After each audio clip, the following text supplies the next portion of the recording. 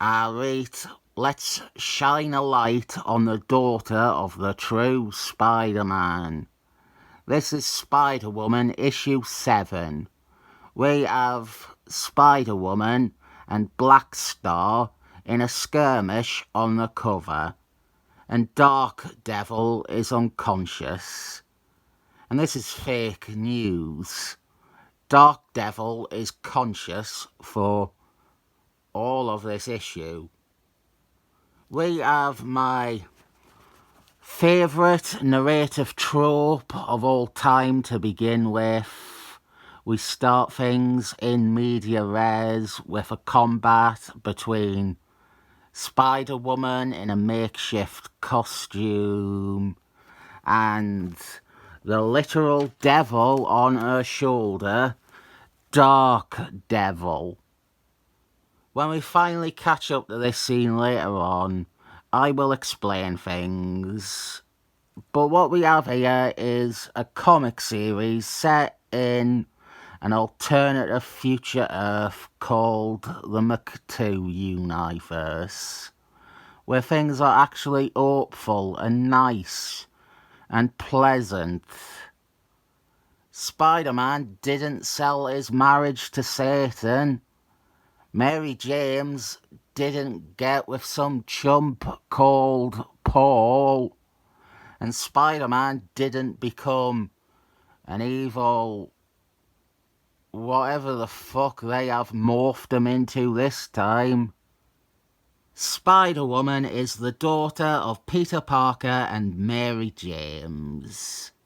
She is a teenager, much like Spider-Man originally was. And she re-explores and relives many of the same beats and cliches as her dad once did at high school. It is Tom Falcon, so of course it is very retro-minded. But surprisingly, out of all Tom Falcon's retro-minded retro comics, Spider-Woman somehow feels the least like a complete throwback to the Silver Age. Spider-Woman has her dad's powers. They manifested in her teenage years, and now she is Spider-Woman.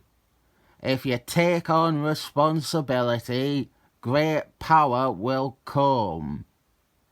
Here she is training with Phil, friend of her family who was the 90s Green Gobbler, the one who was a hero, the heroic Green Gobbler from the 90s, the one created by Tom Falcon who briefly had his own series.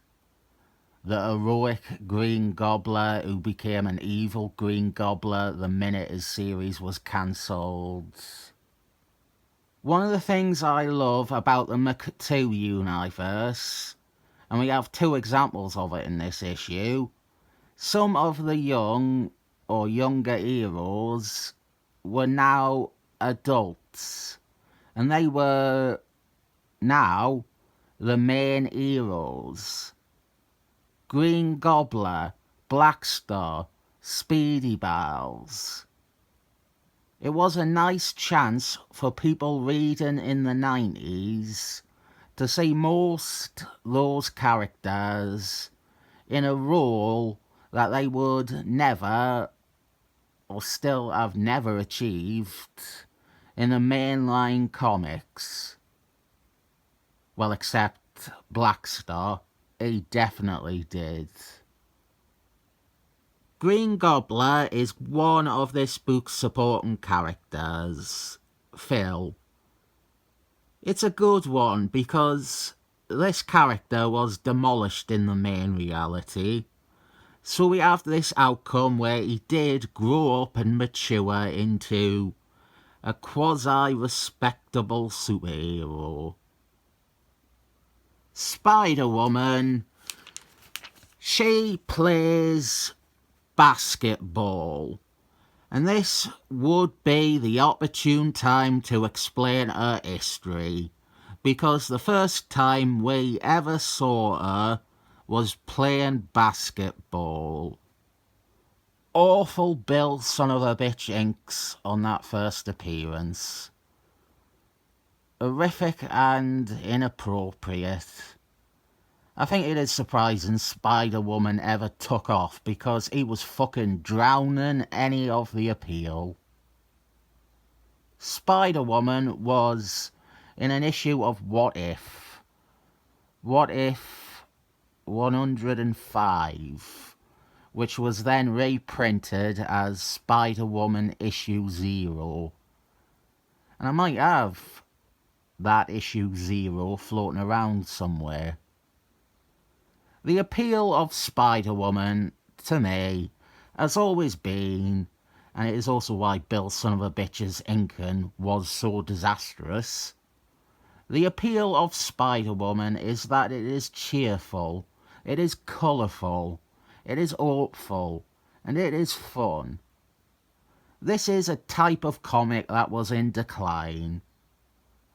I don't mean in any greater sense about the tone or the attitudes. I mean colours. Stories not designed to subvert or recast our characters. Hope and happiness. Superheroes. To praise Spider-Woman is to also suggest to some people that this isn't a real comic, because it is primarily interested in short-term entertainment and satisfaction. The superhero is a superhero.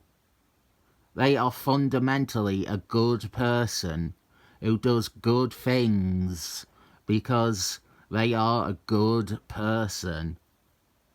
I want to read about heroes like this because they inspire me. They and their stories are filled with hope and escapism. Obviously, the opposite number, those can be good comics too, but those are most comics now, and they have been for a while.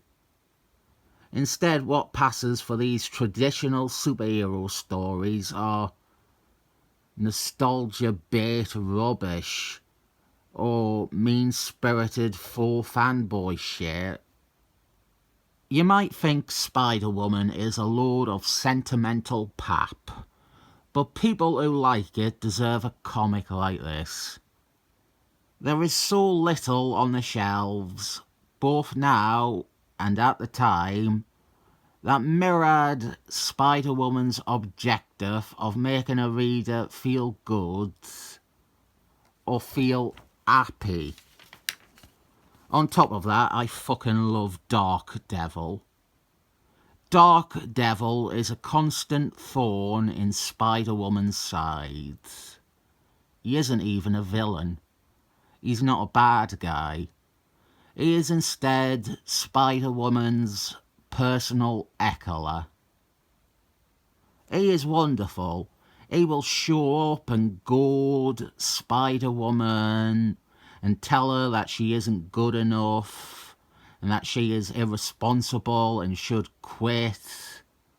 And while a lot of Spider-Woman's ideas and mythology are recreations of things that her dad experienced, Darkdevil seems unique to Spider-Woman. I suppose if you looked deep enough, you could compare him to J.K. Jonah Jameson's.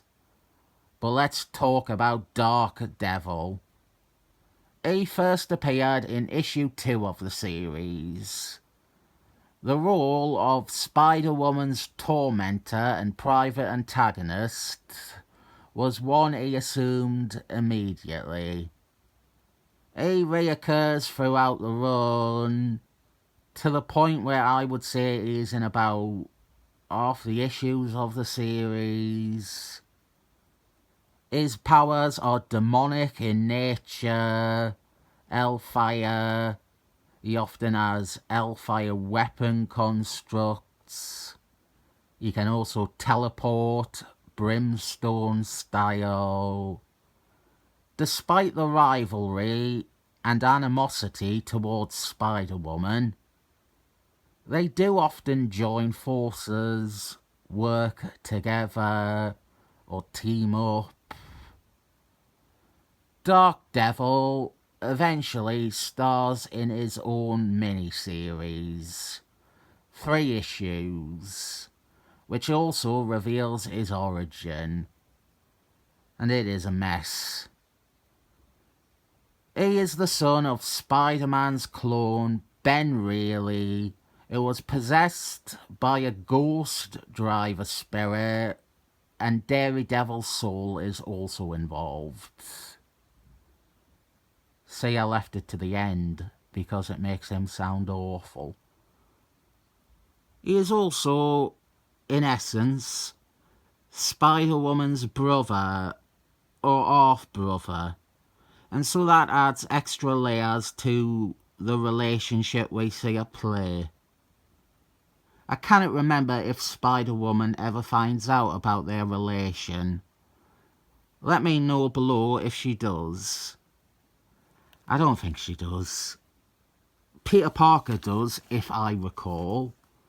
Black Star, he sees this woman in a ski mask and a tracksuit attacking Darkdevil and assumes that she must be a thief or a bad guy, and so he tries to intervene. As said, Black Star is considered one of the big heroes in this future. He is at the level of Iron Man or Thor back in the day, and it is really rewarding seeing these sorts of characters now living out this future. If I remember, Black Star and Spider-Woman always have a bit of a hostile relationship because of this issue. She always thinks that Black Star is a big stick in the mud, and he always thinks that Spider-Woman is a bit clumsy. We don't get to see Black Star that much, but it is good to see him. And Darkdevil more or less staged all of this.